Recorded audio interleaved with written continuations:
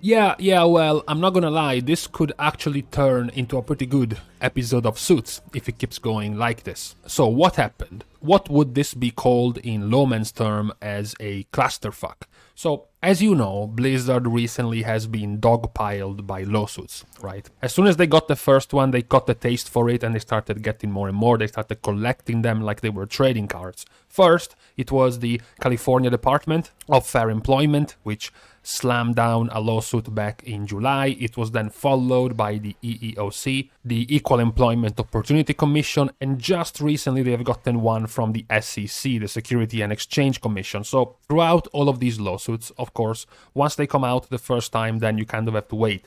They're not going to resolve in a short period of time. So not much else was known after the first discovery of the lawsuit. So recently, there has been this development, which is the fact that the California Department of Fair Employment, which we will just refer to as California from now on, has filed an intervention against another lawsuit, which was already in the last stages because it was already in the settlement stages by the EEOC with Activision Blizzard. This was back to a couple of weeks ago. Blizzard had a press release where they stated that they were committing to expand workplace initiatives, reaching the agreement with the EEOC of an $18 million fund to compensate and make amends for the eligible claimants, so all of the people that have been found to have been hurt and damaged by the workplace misdeeds and misbehaviors by Blizzard employees. And this obviously raised some eyebrows. Now, both of these agencies, the government ones of California and the federal one of the EEOC, were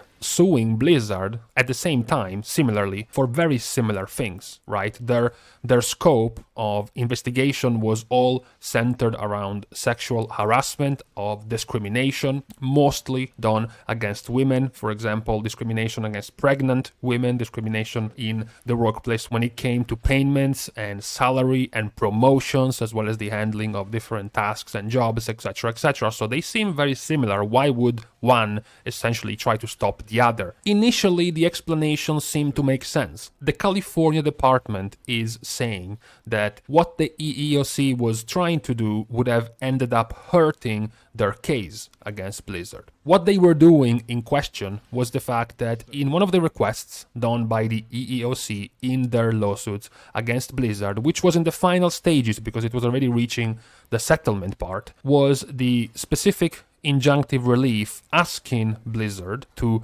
remove from the personnel files of each eligible claimant any references to the allegations related to sexual harassment, pregnancy discrimination, and possible retaliation. Now, this can be read a little bit the other way. Basically, this could be read as a request to get rid, to hide all of the evidence, all of the first-hand evidence and witness recounts of what happened in the Blizzard offices. And this is what spawned a pretty depressing list of fake news, as well as several reaching theories made by some people. Specifically, of course, first and foremost, always in the front lines of being cancerous was Kotaku, which came out with an article trying to accuse Blizzard that they were in a hurry shredding documents, trying to make them unavailable as proof. There were other accuses against Blizzard. You need to keep, for example, 2 years worth of referral records of your employees required by government code.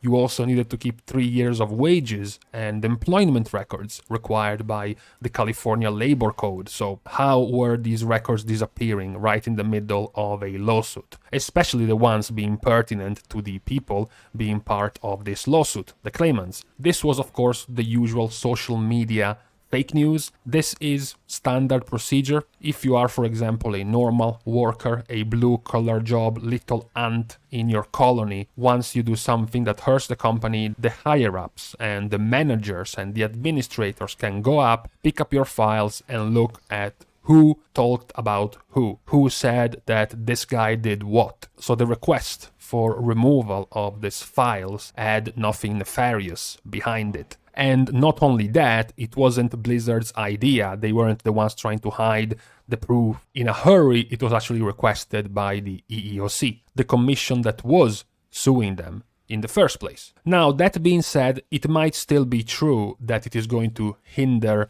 the California part of the lawsuit if the records are being protected to try to defend essentially the claimants from any type of retaliation in the EEOC lawsuit. The problem here is a different one. You didn't even have time to start thinking about what could happen, what could be the resolution of this issue, because an even bigger one came about. The bigger one is when the EEOC responded to California, to the Californian government essentially. And the response might actually be disastrous to the California lawsuit if it proves to be true. And not only that, but it is also quite incredible. So, what the EEOC is saying, and at the same time what they are accusing California of, is that the two lead lawyers in the California department, which are leading the intervention against the EEOC's lawsuit, are former EEOC employees. And not only that, but they were the two employees in the forefront of the EEOC investigation against Blizzard. And to make this even better, as per the California rules of professional conduct, you need a federal department's knowledge and a federal department's permission to join a state investigation. So they were lawyers working for the federal EEOC, all of a sudden left, joined the California department's lawsuit against Blizzard, and now they are also being the ones leading the intervention against the EEOC.